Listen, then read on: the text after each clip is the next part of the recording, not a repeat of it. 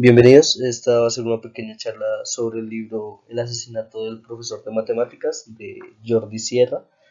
Esta charla la organizamos, la daremos mi persona, Jonathan Rafael Cárdenas Carrillo, y mi compañera, Laura Joana Sepúlveda Ruiz. Esperemos que les agrade mucho. Bueno, para el primer capítulo podemos identificar a Adela, Luke y Nico, tres estudiantes los cuales eh, no tendían a ir muy bien en matemáticas y por ende habían tomado la decisión de retirar la materia, simplemente rendirse. Su profesor de matemáticas, Felipe, decide hablar con ellos, incentivarlos, decirles que la matemática no es difícil como parece, simplemente ellos están psicoseados con el hecho de que es difícil.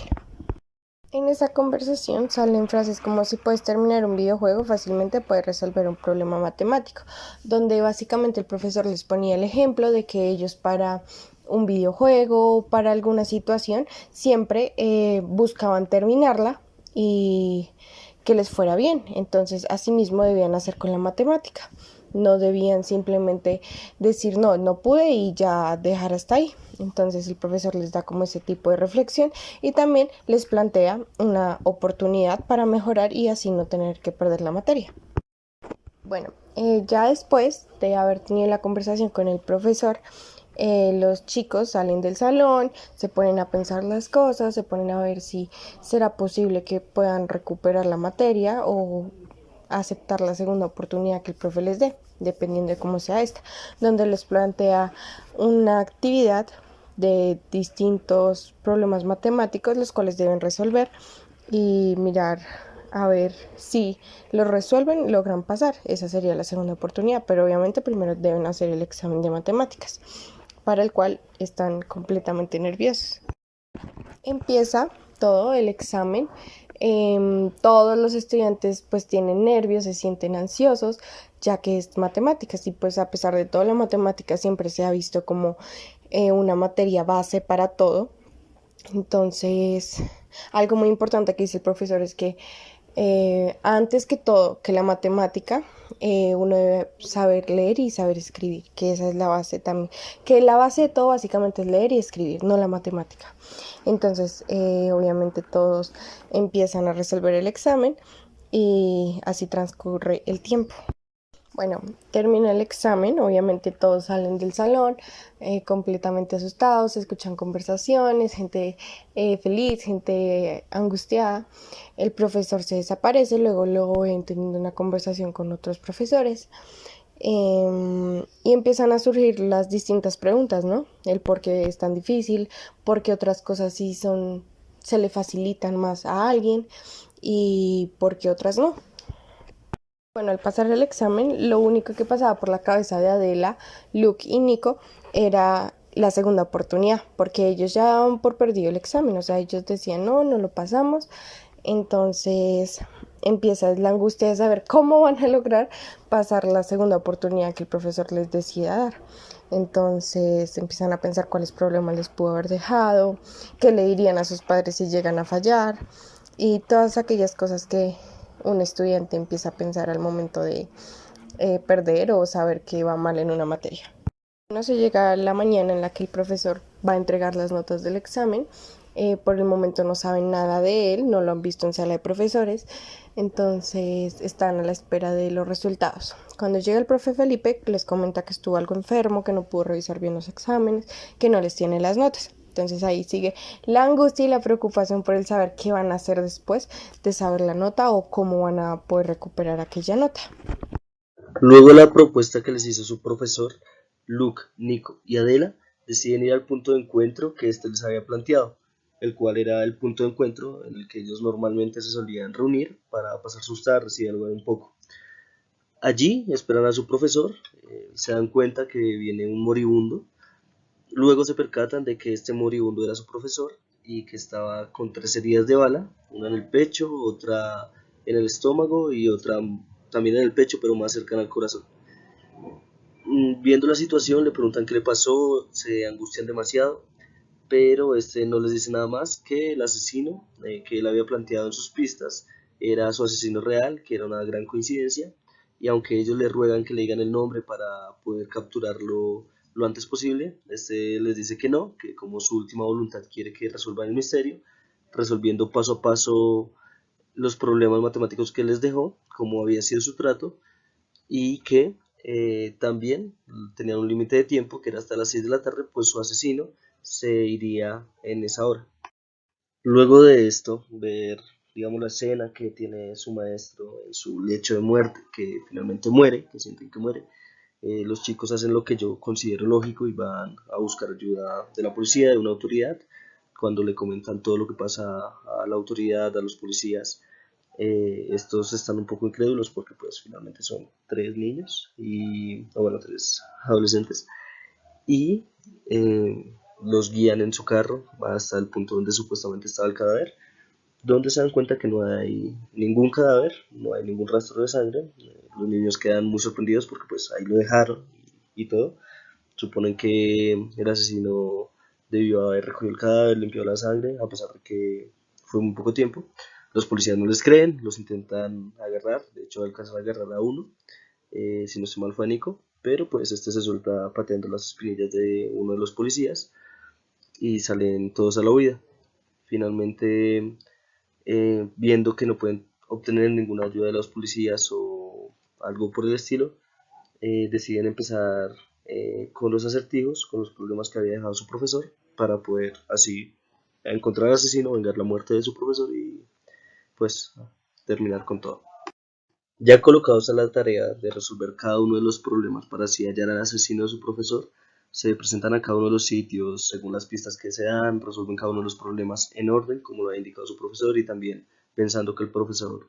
se los indica precisamente porque los conoce y sabe que si toman varios problemas al mismo tiempo, lo más posible es que se enreden, que no comprendan y que terminen perdiendo más tiempo que bueno, tal vez sí los puedan resolver, pero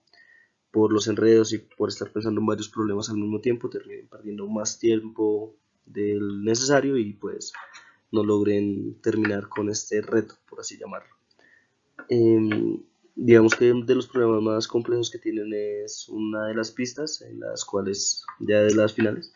eh, que consiste, es un problema parecido a un problema famoso de Einstein, que es de casas y vecinos, de quién tiene esto, quién tiene lo otro, que es algo complicado, es un acertijo que como lo indica el profe hay que llevar con bastante paciencia, pero que finalmente logran resolver y demás. Cada uno de los acertijos digamos que tenían su nivel de complejidad, unos más fáciles que otros. Eh, Siento mucho en esta parte que invita bastante a la lógica matemática más que en algunos, más que a los cálculos. Y también es como la invitación a analizar los problemas y verlos de otra manera, aplicando siempre, como ya lo dije, la lógica como base para poder plantear una solución. Como último problema de todos los que ya habían resuelto y cuando se sentían bastante confiados porque ya solo faltaba uno, sentían que a pesar de que tenían el tiempo justo lo iban a lograr, habían resuelto ya problemas bastante complejos, pero se dan cuenta que el problema que les falta es el problema que ninguno de los tres pudo resolver en el examen. Era un problema que consistía en la edad de un nieto, dada o dado un acertijo sobre la edad de un abuelo, quien era 65 años mayor. La edad de esto se presenta con fracciones en determinados momentos de su vida y así poco a poco pues se plantea el problema. Ya los chicos logran resolverlo, al final se dan cuenta que Adela era quien tenía ya la solución y que la había planteado bien en el examen, pero por ver algo o por no leer bien todo el enunciado, eh, se dan cuenta ya los tres que había una pequeña trampa y con esa pequeña trampa era como la clave maestra para poder terminar de resolver el problema, que como ya lo dije Adela estuvo muy cerca de resolver en el examen y ya resolviéndolo se dan cuenta que el nieto del abuelo tiene 19 años, pues este tiene 84 y pues la diferencia es de 65 años. Con esto dan solución al último problema y ya proceden a la siguiente parte que sería darle como una lógica a los resultados que obtuvieron. Ya luego de, como lo dije, tener el último resultado, ya tener todos los resultados, todos los problemas resueltos, estar, aunque no completamente seguros, pero sí bastante confiados de sus resultados, proceden a ir por varias maneras, por varios caminos para saber qué significaban esos números que habían obtenido. Lo primero que hacen es sumar todos los números, el resultado es 96, pero para ninguno de ellos dice nada del 96, por lo que pasan a la siguiente. Ahí repiten como el algoritmo que tiene uno de los ejercicios que resolvieron, de asignarle o tomar la inicial de cada uno de los números, con lo cual tampoco tenían una palabra lógica, tenían una combinación más que todo de consonantes que no les daba ninguna idea de nada. Y finalmente, entre charla y charla, se les ocurre la idea de utilizar el alfabeto, teniendo que cada letra del alfabeto tiene un número asignado según su orden, excluyendo la letra Ch, la CH y la WL, como se los indicó el profe para no cometer errores. Y finalmente obtienen que el asesino de su profesor, siguiendo este método, fue el director. Viendo que el resultado era tan preciso, se conforman con ese resultado, con ese desciframiento de todo, y proceden a ir donde el director, convencidos de que este había sido su asesino. Finalmente llegan a la oficina del director, del supuesto asesino del profesor, convencidos de que este había sido, incluso Adela lo había visto más temprano, buscando una de las pistas, buscando uno de los sobres que contenían los problemas, y lo vio con completa naturalidad, lo que se le hacía a ella, o según interpreté yo, le parecía más cínico porque lo vio muy tranquilo después de estar seguros ya los tres que había cometido el asesinato, que era el asesino del profesor. Corren, están muy al límite, faltando pocos segundos incluso llegan a la oficina del director con la esperanza de que este todavía seguirá ahí, y tienen la gran sorpresa de que no estaba solo el director, sino que estaba también el profesor, quien creían muerto, pero pues se dan cuenta que está vivo. Les explica que todo fue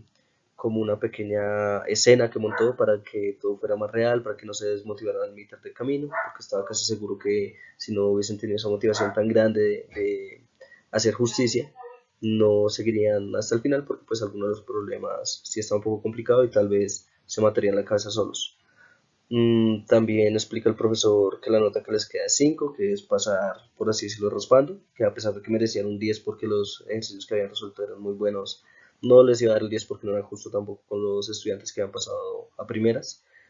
Y pues también les explica un poco cómo montó toda la escena, les comenta que tenía una novia que era maquillista y le había ayudado con todo para que pareciera más real en el momento de tener los disparos en el cuerpo, y pues que el director estaba enterado de todo, que habían hecho una apuesta, que eh, pues finalmente ganó el profesor porque ellos sí lo lograron. Y ya finalmente, a modo digamos del fin del libro como tal, los chicos pasan toda la tarde juntos, no tienen la intención de separarse porque todo lo que habían acabado de vivir era muy emocionante, lograron pasar matemáticas, lo cual los dejó muy contentos. Aparte de toda la aventura fue, como lo dije, emocionante, increíble. Eh, digamos, lo que los hace separar es que ven nuevamente a los policías de los que habían vivido antes, y ellos amenazan con atraparlos porque seguían molestos por el incidente, y ya los chicos terminan corriendo, huyendo de ellos, y esta es la manera en la que acaba el libro. Bueno, y como mi opinión frente al libro, creo que es bastante importante la reflexión que el profesor Felipe hace al principio, y es el no rendirse o el simplemente no ver las cosas difíciles, porque cuando uno ve las cosas difíciles empieza a psicosearse, entonces empieza a pensar no lo voy a lograr, no voy a poder con esto, y entonces ahí es cuando uno empieza a fallar, independientemente en lo que sea, no solo en una materia, sino en cualquier cosa de la vida. Entonces creo que es bastante importante el hecho de no rendirse, sino de continuar, seguir intentándolo, aprovechar las oportunidades y no ver las cosas, o sea, no complicarse con las cosas, simplemente siempre buscar las salidas. Si puedo con esto, pues también voy a poder con esto. Y buscar, sí, alternativas. Entonces creo que es bastante importante entender esa reflexión del principio del libro. El profesor Felipe les dijo, por favor no se rindan, continúen, y ellos decidieron seguir a pesar de la angustia y todo eso, y el no saber qué iba a pasar después. Entonces, en mi opinión, es un buen libro, un libro que eh, muchos deberíamos leer porque creo y considero que como estudiantes hemos tenido bastantes situaciones similares frente a una materia, y, y es importante el hecho de aprender, de seguir intentando las cosas. En lo personal siento que el libro invita mucho ya, como lo dije en un momento, al pensamiento lógico, invita también a ver los problemas desde otro punto de vista, no solo verlos como números, números y más números y fórmulas que llegan muchas veces a confundir, sino darles ese punto de vista de entender bien, de tener un buen planteamiento del problema para poder así tener una solución más clara. Siento que eso es fundamental en cada problema de matemáticas. Obviamente también es importante la parte de los cálculos, de las fórmulas, es fundamental en la matemática, pero hay muchos problemas, tanto en la matemática como en la vida, que entendiendo bien el planteamiento es suficiente como para, bueno, no suficiente, pero es la mayor parte de la solución, como lo decía también en algún momento el libro, que era entender el problema, entender bien el enunciado, era el 51% de la solución del problema, por lo que pues nos dice que hay que leer bien, básicamente, leer entre líneas los problemas tanto de matemáticas y haciendo yo también la reflexión con la vida, de pues no quedarse, no eh,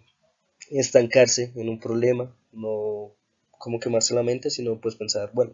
está complejo verlo por acá, tal vez lo reviso, intento mirar la solución del problema por otra parte, hay varias propuestas que se pueden hacer para esto, para lo otro, entonces yo creo que es como la reflexión final que tengo, que el libro, bueno, si bien se puede aplicar en las matemáticas en muchos casos para no estancarse en un problema, también se puede aplicar en la vida, en la cotidianidad, y es muy bueno. En lo personal me gustó mucho, yo la verdad sí lo recomendaría. Y pues nada, siento que es un libro muy muy bueno, muy relacionado con la clase y que deja bastantes enseñanzas, no solo con lo que respecta a la clase, sino también con la vida, como ya lo he dicho. Finalmente les queremos darle gracias por la atención prestada a esta exposición, a esta charla sobre el libro.